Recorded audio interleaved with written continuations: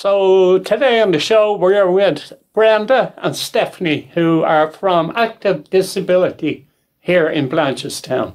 You're very welcome in, and you're very welcome to the show. Thank you very much. Delighted to be here today. Great to have you come in. So you might start by telling us when the group was set up, when Active Disability was set up, and why. Okay, so we're an organisation that's been in situ for 15 years, originating from Tralee. Our headquarters is currently based in Tralee, but we're an organisation that was set up out of IT Tralee, now MTU, in the college. And basically the remit of the organisation was set up to facilitate and create more opportunities for people with disabilities to be active. So our original remit 15 years ago was to work closely with the sports inclusion disability officers that are based in the local sports partnerships. And it was really to guide them, to make sure that they were singing off the same hymn sheet, to make sure that it was a cross-collaboration project on a national basis. From there, I suppose we've grown as an organisation, and very much that I suppose we've grown into our own, insofar as that we stand pretty much alone. We're very supported by Sport Ireland through funding, but as an organisation, we're about that advocacy piece for people with disabilities, supporting them to find more opportunities to be active, but also highlighting the choice that they have, how to get active, the possibilities that I think is the biggest thing, to highlight to people with disabilities that absolutely you can be out there, being active, getting involved in sports, and to being part of the community. And I think the biggest part for us is that we work on a collaborative basis with organisations, supporting the work of other national governing bodies of sport, supporting the local sports partnerships, and providing them with resources in order for them to facilitate this process of inclusion. So we're, as I said, we have a headquarters in Tralee, but we also have an office based in the National Sports Campus in Blanchardstown.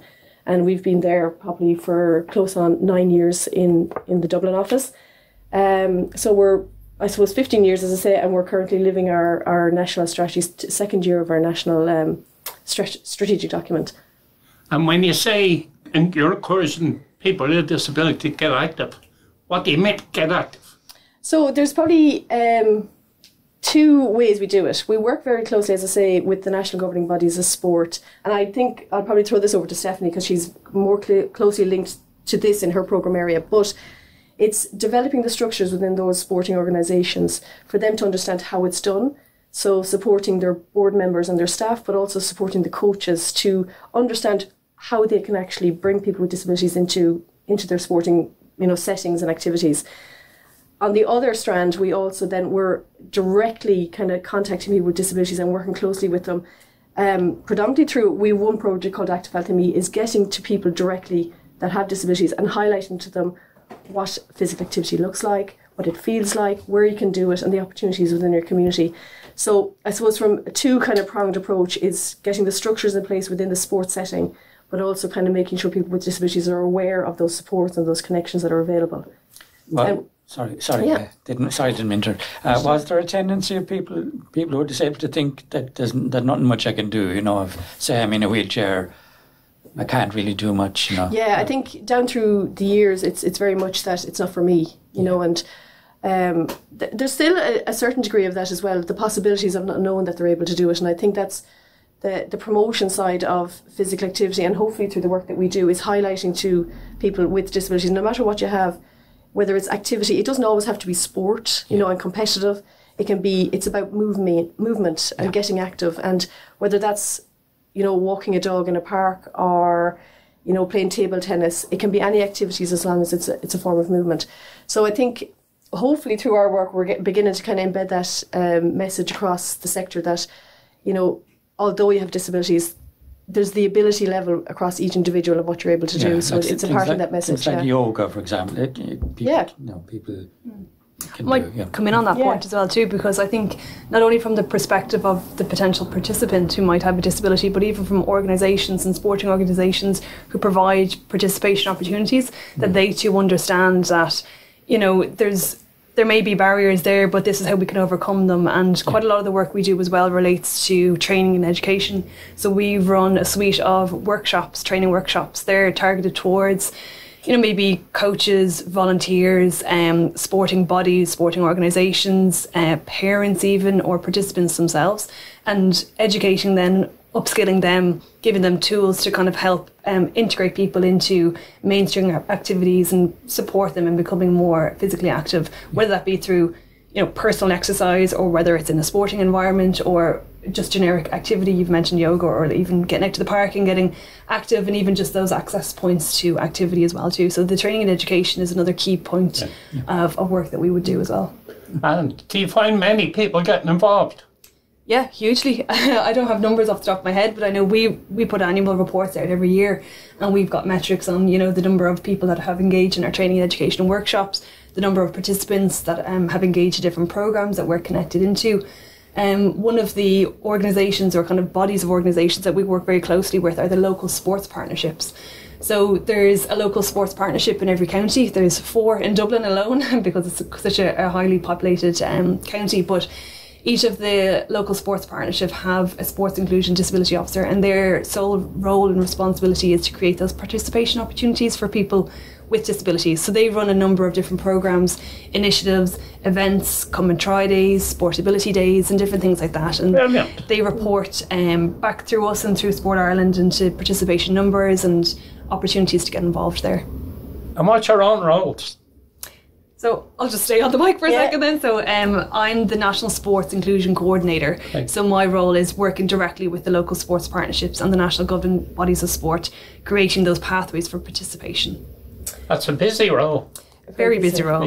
Yeah. So there's 29 LSPs in the country, and there's over 60 recognised sporting bodies through Sport Ireland. So there's a huge amount of work happening in that space across all those different bodies and different opportunities for people to get involved.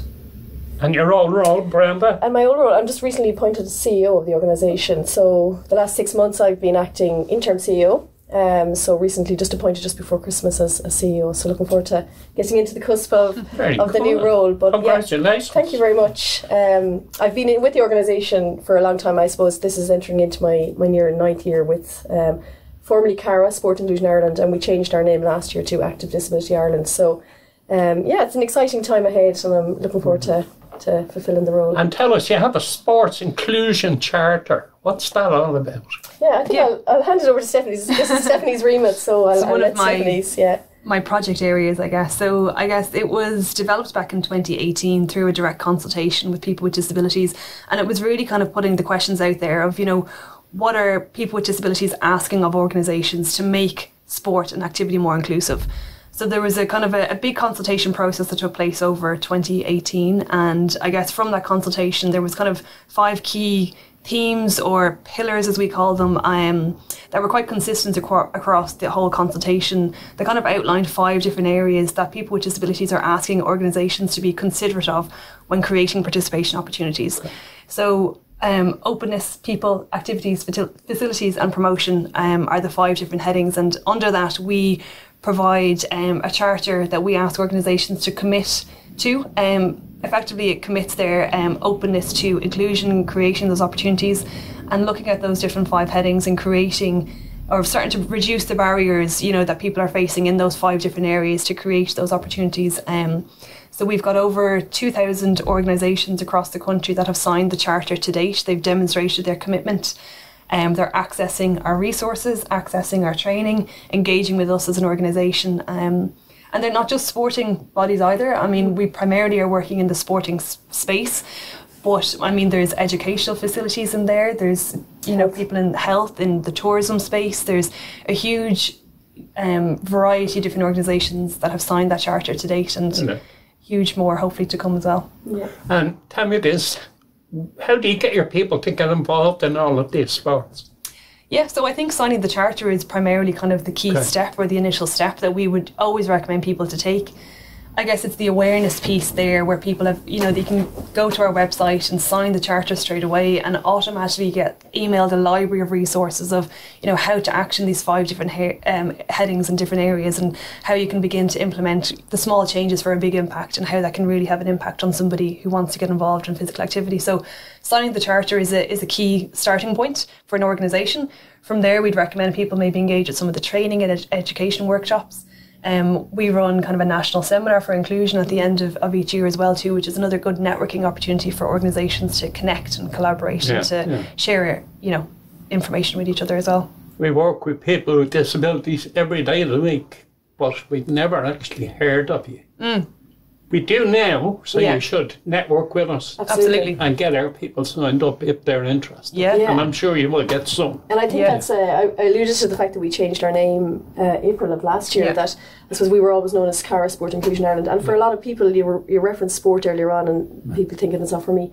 That was the cusp of when we developed the charter, or the strategic plan, was that people with disabilities, when we engage with them, they're actually going, I don't know who you are, or what do you do, or what is your organisation. And actually, as a result of the strategic plan, our name, Active Disability Ireland, came about from talking to people with disabilities. So they said, this is what you should be called. And basically, it's very clear now what we do as an organisation. But I suppose hopefully that ethos of the message, and through our programmes, Active Healthy Me that I spoke about, that message around and for people with disabilities begin to kind of spread a little bit greater. And the likes of these opportunities, as I suppose we've actively kind of trying to promote ourselves through the likes of these radio interviews and podcasts and stuff. We've recently done one with the HSE as well. So just trying to get the message out directly to people that are listening to the likes of these shows as well is really important to us this year. Yeah, absolutely. You work in conjunction with a hell of a lot of organisations. You might mention a couple just so we know where we're at.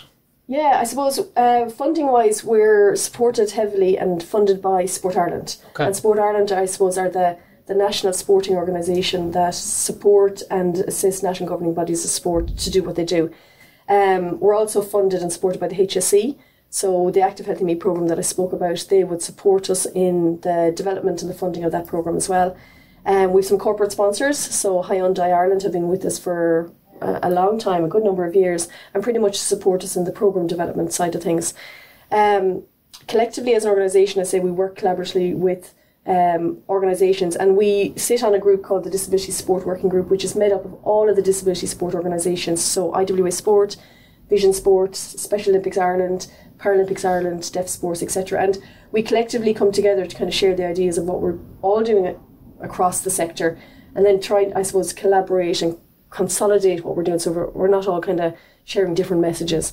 So supportively, I suppose, we would all know what each other is doing as an organisation, but also kind of sharing the same message and supporting each other in what we do. The local sports partnerships, I suppose, are one of the keystones for us in getting the message to local level. So when we don't, as an organisation, physically run a programme on a 6-week or monthly basis, but we will develop the resources for programmes to be run. So LSPs take on the resources, or they take on the training, and they deliver them down through the local networks. Trying to think, is there anything else? The national governing bodies, as I say, are a huge support to us through the Accessible programme. And then the health sector, we're pretty much kind of beginning to broach into that sector insofar as working with the National Rehabilitation Hospital, gaining access to individuals that possibly have just acquired an injury or a disability, and then getting them and getting them out into the community as well. So working with the physios and the OTs within those settings as well. We have a group called the Peer Support Group. They meet once a month, and it would be great if you could get in to talk to them. Oh yeah, definitely. Because they sit and they talk just about issues that affect them. Yeah. And it would be great if you got in to talk to them, because I'm sure people would get involved. Definitely. They love things like that. Yeah, like we're always looking for those opportunities. We're just after coming out of the consultation piece with youth. So individuals ranging from 15 to 18 years. And basically very similar to our consultation on the charter, it's just asking the questions of what does sport or physical activity mean to you? What does it look like on a daily basis? And perhaps you're not participating now, but what would help you to get to that stage of being active in your community and stuff? So we're always engaging in different groups across the community, so we'd welcome that opportunity. I think one of the unique things as well about our organisation, and I know Brenda mentioned quite a few of the other sporting kind of organisations, disability organisations we work with, but we're a pan-disability organisation, so we work across all reams, all sports, all types of activity, all different types of engagement in sport and physical activity too. So it's quite a broad reach as well too, but it gives us the opportunity to really kind of encompass all different, peoples of different abilities and different disabilities, and making sure that everybody has that opportunity and choice to be active. Yeah. Does offering people advice on diet come into it? Because eating a bad diet can be a big contributor factor, can't it, too? Yeah, so as part of the programme, actually, Active Healthy Me, I've alluded to it a few times, but that's one element of the programme. It came about through, I suppose, working directly with disability services. And when we were working with them, we found out, I suppose, a lot of individuals within the services just didn't have the understanding of what a healthy lifestyle looked like, what a sporting or physical activity lifestyle looked like. And the programme now is tailored towards educating them on, just say, basic educational experiences around what physical activity looks like, how it feels when you actually do it, and what it looks like. So rather than kind of imparting that information that you have to be on a GAA pitch on a Saturday evening or whatever it is, that physical activity can take many forms. The other element of it is that nutritional side of it is so highlighting to say, okay, you may have fish and chips on a Friday evening, but what's a healthy alternative to it? And making them aware of portion sizes, hydration across water, but reinforcing the message across the 6 weeks programme, so that at the end of the 6 weeks they have a really good understanding of, okay, I'm not doing too bad, but there's changes or there's things that I can do to have a better and healthy lifestyle. But it's just about giving that sense of responsibility that I suppose for a long time and through our organisation we would have done it ourselves, the assumption of, this is what they need to know. Yeah. But by going out directly to services and asking people directly, it's, what is it that you're actually lacking in awareness, or what are the barriers you're facing with, and developing the programmes around that then, so that they're, we're giving back to the people of what they're wanting. On your website mentions I'm in too. What's that about? Do you want to take this one? Yeah, absolutely. Yeah. So I guess the I'm in too campaign is kind of allowing people with disabilities to have their story heard and their story told. We like to kind of profile and recognise people's journeys, people's stories, involved in sport and physical activity. So we have a number of different I'm in too stories kind of recorded, either documented and written or actually recorded visually as well too, just of people's journeys with sport, their experiences with sport. They're quite true, and some of them kind of had quite difficult journeys, and they're really true and they're really real, and they're real stories that people have told around their involvement in sport and physical activity, and maybe how that journey has gone for them. So we're always looking to document and profile people with disabilities and making sure that they're at the fore of the organisation. And I guess through the consultation processes that we have done, through the strategy, through some of the programmes that we run, we always make sure that people with disabilities are at the centre of the organisation and they're really at the heart of it. And I guess it's just giving that profiling opportunity as well too, to actually give people their voice and have their story told and profiled on the website as well too. Very good. Have you any programmes running or upcoming events? We have an exciting event upcoming actually in March. Brenda has a few details maybe to share on that one. So linked to our Active Disability, Active Healthy Me programme, we have Active Disability Service Awards. Are linked to our Active Healthy Me programme. And through the disability services, it's really about that recognition of what's happening within the disability services across the country. In total, there's 1,200 disability services under the HSC that we work with. And through the Active Healthy Me programme, we're engaging with them to basically come to us and highlight what is it that they're doing under sport and physical activity. So the awards are pretty much a recognition under kind of programmes and people. So understanding what, to say, the best physical activity initiative is, best outdoor activity that they're running within their service, best healthy lifestyle. And then we look at the people side of it. So, an active champion within your service. What does somebody within the service, what are they bringing? Are they supporting their peers? Are they encouraging their peers to be active as well? So there's 8 categories in total, and pretty much over the next 2 months we have an application process out across the services, and this is just getting them to kind of send in an application to just promote themselves and share what we're doing. And for us it goes back to that I'm in too, then for us to say, actually this is a really good example of what physical activity looks like, how they've set it up, how they've supported each other, and what they're doing within the community. So that's happening in March. I suppose the next big event then after that is the national seminar that Stephanie would have alluded to, and we're just after coming out of our most recent one at Christmas, and that's pretty much an end of year event, a celebration pretty much of our strategy. We use the themes, and that's pretty much kind of looking at each of the themes within our strategy, but highlighting then at the seminar, bringing the sectors together and bringing the majority of its people with disabilities to the fore to share their stories across those strategy themes, and allowing them to kind of just get their message across as to what benefit they've learned from us as an organisation and what they're doing. And is your organisation leading that? Yes, right. So every year I suppose it's a milestone event for a lot of sport organisations. They kind of mark it in their diaries that it happens every year. We run it and coincide it with the International Day for People with Disabilities as well, so it coincides on the same same day or week.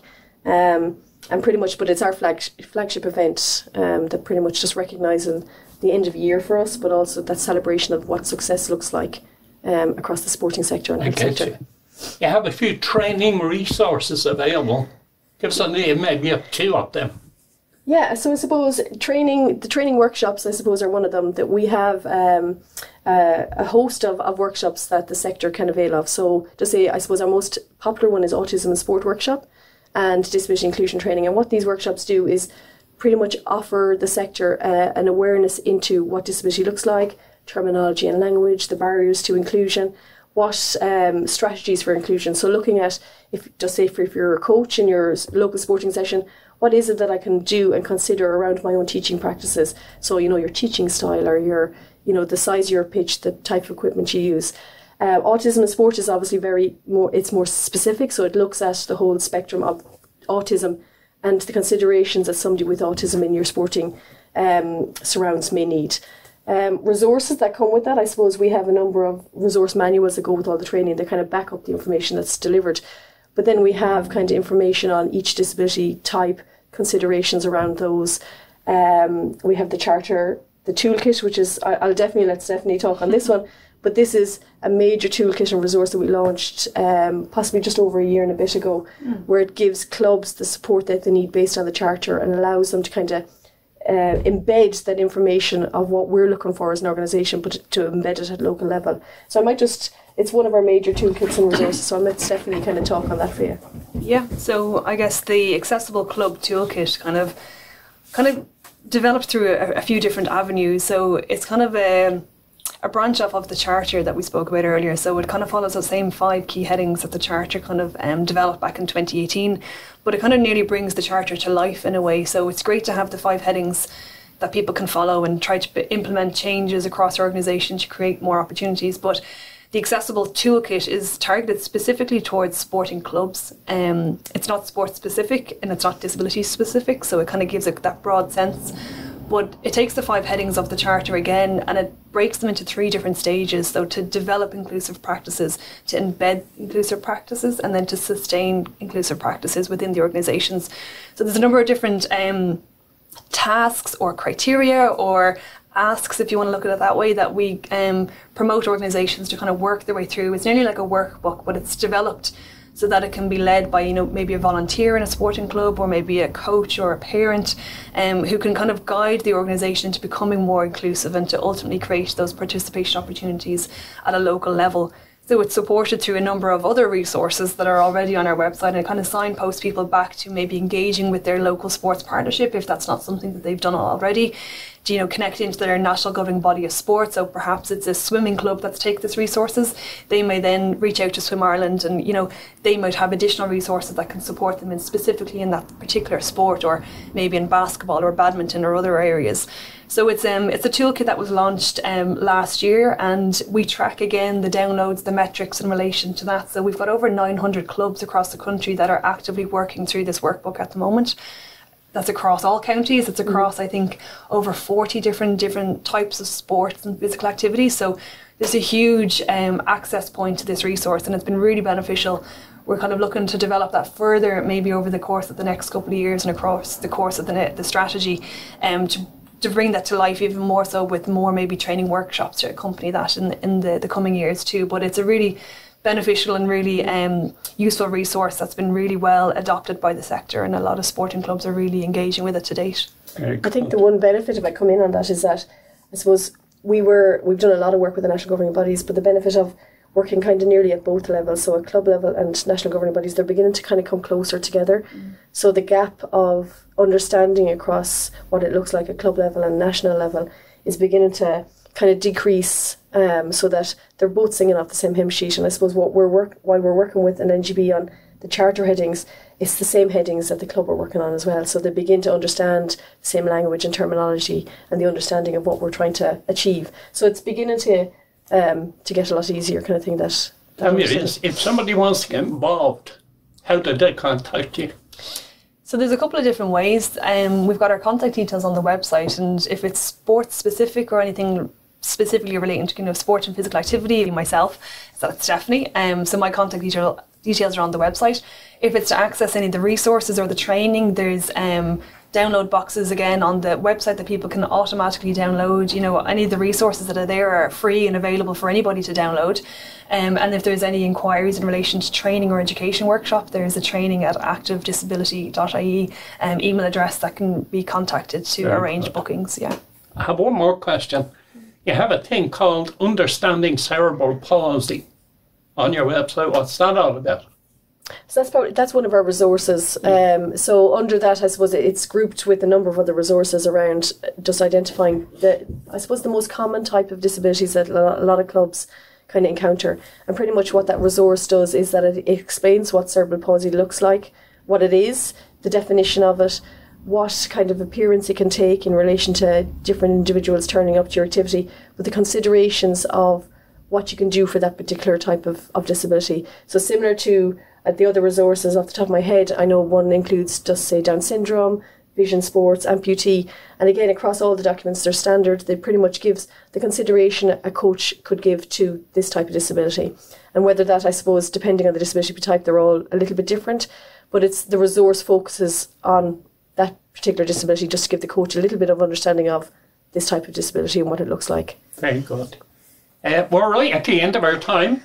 You'd be glad to know. That flew by, so it is. Is there anything else you'd like to put out there? No, I suppose for us as an organisation, that if there's people listening today and it's the first time they've heard of us and they want a little bit more information, to reach out to us, we'd be happy to touch base or sit down or, you know, have a conversation what it is and to share what we do. But I think it's to get that sentiment across is that, I suppose, for us, physical activity is for everyone.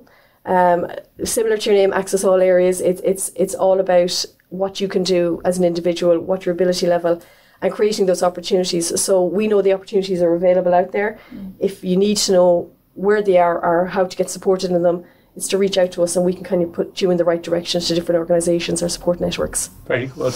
Just give that contact detail again, just the website name. So it's activedisability.ie, and we have a common email address which is info@activedisability.ie as well, and you can reach us on any of those. Yeah.